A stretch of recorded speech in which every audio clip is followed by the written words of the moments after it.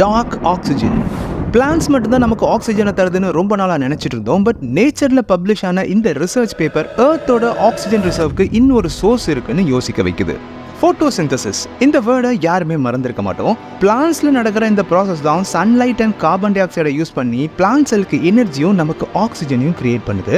But நம்ம நினைச்சு கூட பார்க்க முடியாத கடலோட ஆழத்துல, அதாவது பசிபிக் ஓஷன்ல இருக்கிற கிளாரியன் கிளிப்பர்டான் ஜோனுக்கு 4 கிலோமீட்டர் அடியில் இருக்கிற மினரல் டெபாசிட்ல இருந்து அதிக அளவில் ஆக்சிஜன் ரிலீஸ் ஆகிறத ஃபைண்ட் பண்ணியிருக்காங்க. இதுக்கு காரணம் சீபெட்ல இருக்கிற பாலி மெட்டாலிக் நோடியூல்ஸ். இந்த நோடியூல்ஸ்ல அயன் அண்ட் மேங்கனீஸ் ஆல்டர்னேட்டிவ் லேயர்ஸ்ல டெபாசிட் ஆயிருக்கு. ஸோ இந்த நோடியூல்ஸ் ஒரு பேட்டரி மாதிரி ஒர்க் ஆகுது.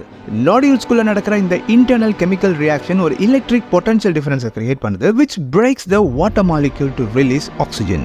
ஸோ இப்படி நிறைய லேயர்ஸ் ஒன்னா சேரும்போது பொட்டன்ஷியல் டிஃபரன்ஸ் அதிகமாகி எலக்ட்ரோலிசிஸ் ஒரு லார்ஜ் ஸ்கேல்ல நடக்குது. இதால டார்க் ஆக்சிஜனும் ரிலீஸ் பண்ணப்படுது.